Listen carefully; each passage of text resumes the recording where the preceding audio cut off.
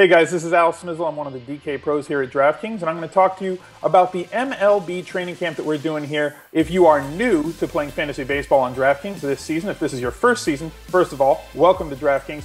And secondly, I'm going to give you some tips to help you get acclimated to playing fantasy baseball here on DraftKings.com. The fastest way that you can identify who the top pitchers are in the evening is to look at the lines and see who the largest favorites are with the lowest total expected runs in that game.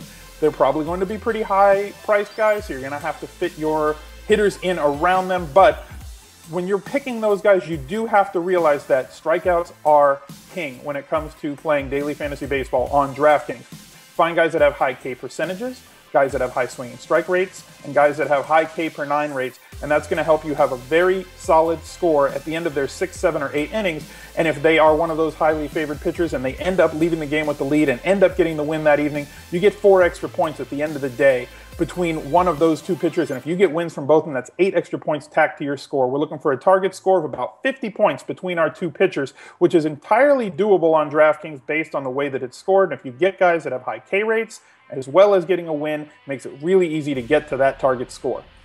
The way we're going to look at our batters is, first of all, use the lineup feature that we have here on DraftKings. If you're building a lineup on the lineup build page, you can click on each team or each game, and it'll show you the players that are in that lineup if it's already been reported to the umpires. It lists them in order of batter as well as with their salary for the day. So you can find guys that are either cheaply priced and hitting higher in the lineup, or guys that are subbing in, platoon players, who give you an opportunity to be in the lineup, save some money, and maybe put you in a plus EV spot to possibly get you a higher score and win that day.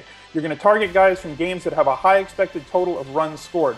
Guys that play at Coors Field, probably a good place to start if they are playing in Denver that day. You can find some really cheap batters that way, and then plug them into your lineup to go along with those two pitchers to help you get to your target score.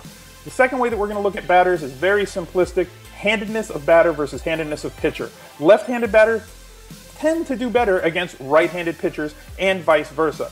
Yes, there are guys that have opposite splits, righties that do well against righties and lefties that do well against lefties, but generally speaking, lefties do better against righties, and we're going to try and target that as much as we can. Make sure you check out some of the other videos here in the DraftKings MLB training camp, and be sure to take a look at the playbook for new written content every day. For me, I'm Al Smizzle. I'm one of the DK pros, and good luck to you this season on DraftKings playing fantasy baseball. Bye, everybody.